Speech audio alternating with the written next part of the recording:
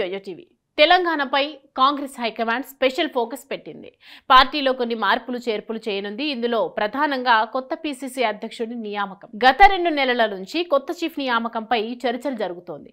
దీనిపై తాజాగా Congress working committee సమావేశాల నేపథ్యంలో టీపీసీసీ ఎంపికపై సీఎం రేవంత్ రెడ్డితో అధిష్టానం చర్చించనున్నట్లు తెలుస్తోంది.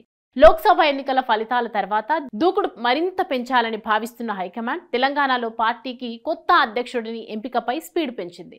సిడబ్ల్యూసీ సమావేశాలు ఉండటంతో తెలంగాణ సీఎం రేవంత్ రెడ్డికి హైకమాండ్ నుంచి పిలుపు అందింది. ఈ క్రమంలోనే ఢిల్లీ వెళ్లిన ఆయన పీసీసీ అధ్యక్షుడి ఎంపిక, నామినేటెడ్ పోస్టుల భర్తీపై అధిష్టానంతో చర్చించనున్నారు. అయితే పీసీసీ కోసం పలువురు సీనియర్ నేతలు సీరియస్గా ప్రయత్నాలు చేస్తున్నారు. రెడ్డి సామాజిక వర్గానికి చెందిన రేవంత్ సీఎంగా కొనసాగుతుండటంతో బీసీ నేతకే పీసీసీ దక్కుతుందని ఆ సామాజిక వర్గం నేతలు ముమ్మర ప్రయత్నాలు చేస్తున్నారు.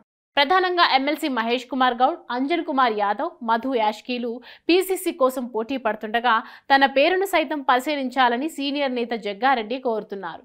ఎస్సీ సామాజిక వర్గం నుంచి సంపత్ కుమార్ తనకు పార్టీ పగ్గాలు అప్పగించాలని కోరుతున్నారు. ఇలా నేతలు ఎవరికి వారు పీసీసీ కోసం ప్రయత్నిస్తున్నప్పటికీ అధిష్టానం వద్ద రేవంత్ ఎవరి పేరును సిఫార్సు చేయనున్నారనేది కాంగ్రెస్ వర్గాల్లో చర్చ జరుగుతోంది.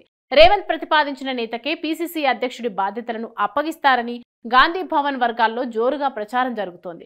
కొద్ది కాలంగా పీసీసీ అధ్యక్షుడి ఎంపికపై కొనసాగుతున్న సస్పెన్స్ కు సిడబ్ల్యూసీ సమావేశాల అనంతరం అధిష్టానం చెక్ పెట్టనున్నట్లు తెలుస్తోంది. అధికార పార్టీ అధ్యక్షుడిగా అధిష్టానం ఎవరి పేరును ప్రకటిస్తుందో మరి చూడాలి.